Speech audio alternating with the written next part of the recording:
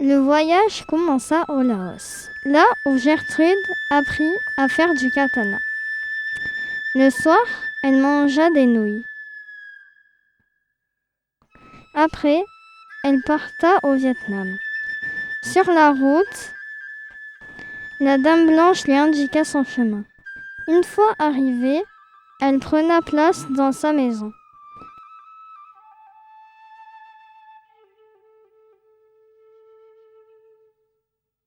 Après, elle alla bronzer.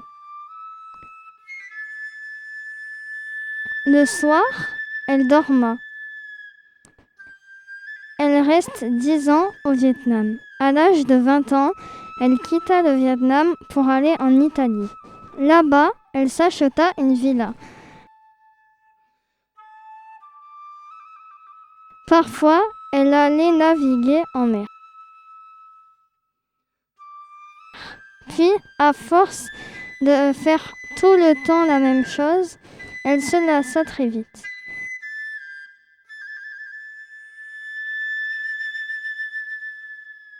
Elle allait faire 27 ans. Puis, elle rêvait d'aller en Pologne. Donc, elle y alla. Là-bas, elle acheta de nouveau une villa, près du lac. Le soir, elle alla à la salle de danse et se fait une amie. Tout le monde avait peur d'elle, car une fausse rumeur tournait dans le pays. On l'appelait la Dame Blanche et qu'elle tuait tout le monde, alors que c'était faux. Enfin, c'est ce que croyait Gertrude. Quand Gertrude a eu 29 ans, la Dame Blanche la tua.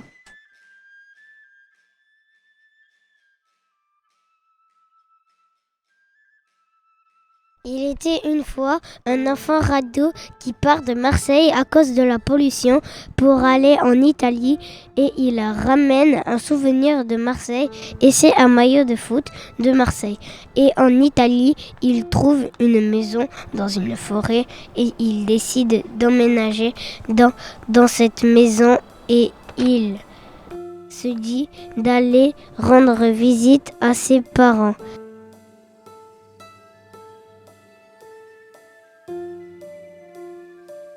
En Grèce, il achète une maison à côté de chez ses parents et c'est son anniversaire de ses 18 ans.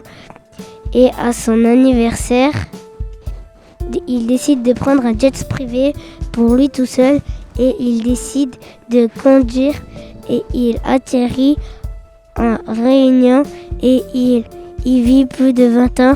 Et un jour, il décide de retourner en France. Et pour retourner en France, il décide de reprendre son jet privé. Et pendant le vol, il se fait attaquer par des soldats. Et il décide alors de sauter en parachute. Et 10 ans après, on le retrouve, on le récupère et on le ramène en France. Et ensuite, pour se venger du monde, il décide de payer des voleurs et il devient le tueur le plus connu et recherché.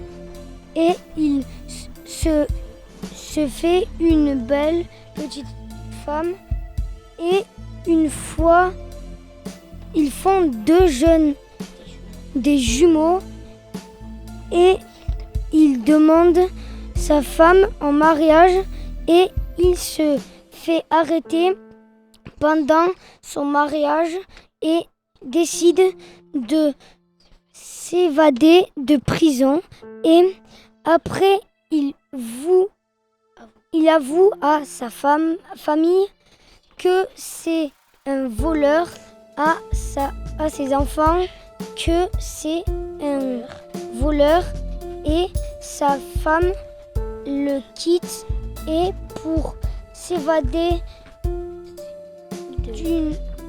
de ses agents lui passe un gun. Et pour s'échapper de prison, il a réussi à s'évader et du coup, il est recherché et il retourne en Réunion et il décide de prendre un palace et il se refait faire son portrait. Comme ça, on ne le reconnaît pas. Donc la police débarque chez lui et il est stressé et il décide alors de faire croire qu'il a un rendez-vous. Du coup, il prend sa Ferrari et il part et la police fouille ses affaires et il trouve un gun. Alors, il décide alors de se dépêcher et la police se met alors à sa recherche et il prend un pistolet pour se protéger et il s'écarte et il tire alors sur tous les policiers et il s'échappe avec sa Ferrari et il rentre chez lui et il prend sa moto et il part de la Réunion et il va en France et il rencontre un de ses vieux amis et lui aussi est voleur. Alors il décide d'aller vivre dans la forêt avec lui et il construit une maison en bois et en bambou.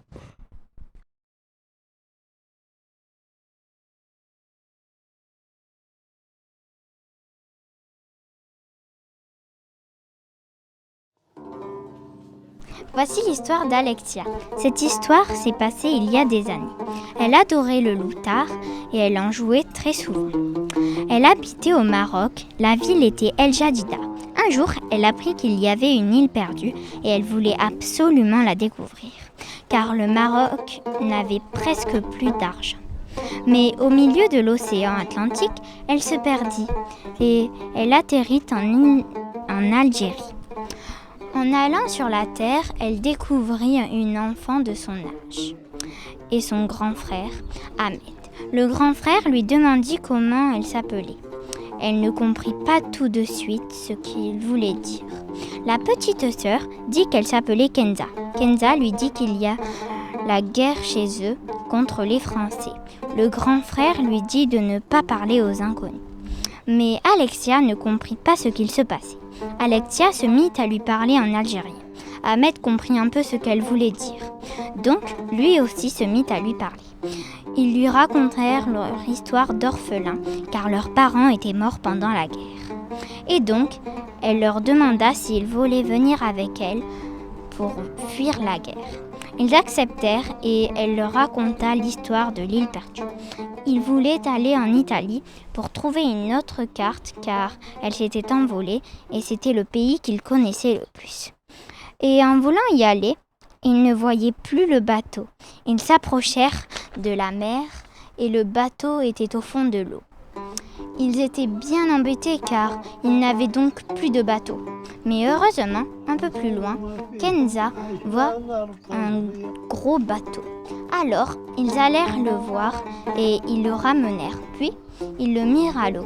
Au bout de 2 minutes, Alexia se rendit compte que le bateau coulait. Et finalement, ils réussirent à atteindre la côte méditerranéenne de l'Italie. Ils rencontrèrent Andy, un sauveteur, qui était en train de partir pour l'île perdue. Ils lui demandèrent s'il pouvait venir avec lui et il leur répondit oui. Puis, ils prirent son bateau pour aller à l'île perdue. Andy demanda à Alexia ce qu'elle transportait dans une grosse mallette. Elle lui répondit qu'elle transportait un loutard. Un mois plus tard, ils aperçurent le rivage de l'île perdue et ils trouvèrent le trésor. Fin.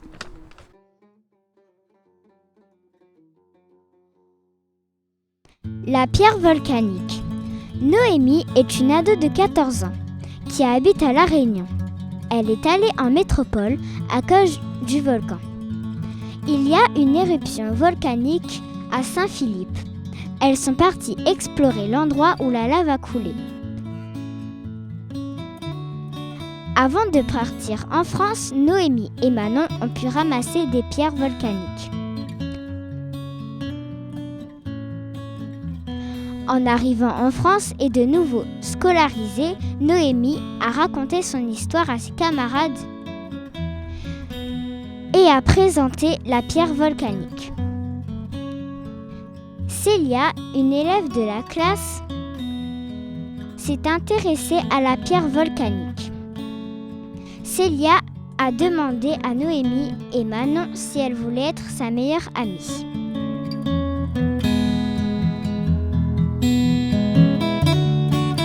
Ah, c'est ici que je dois attendre le train pour aller en France faire la guerre. Bon, je suis arrivée. Maintenant, le métro est loin. Général, qu'est-ce que je dois faire, général? Attends les bateaux et va retarder les Allemands. Oui, chef. Oh, au secours, général, le bateau. Tintin, non.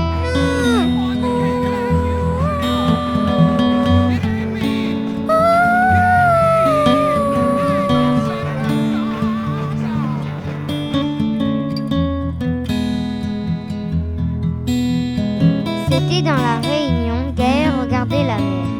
Et il a vu une vague tsunami. Gaël, en détresse, s'est réfugié sur un volcan. Quand le tsunami était fini, Gaël est descendu. Le personnage était tout seul.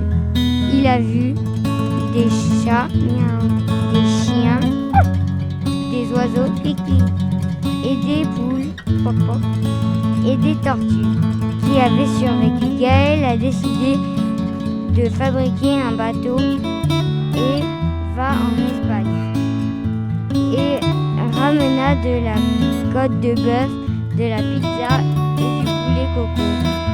Puis Gaël éleva quatre enfants. Esteban, Romain, Alexis et Juliane.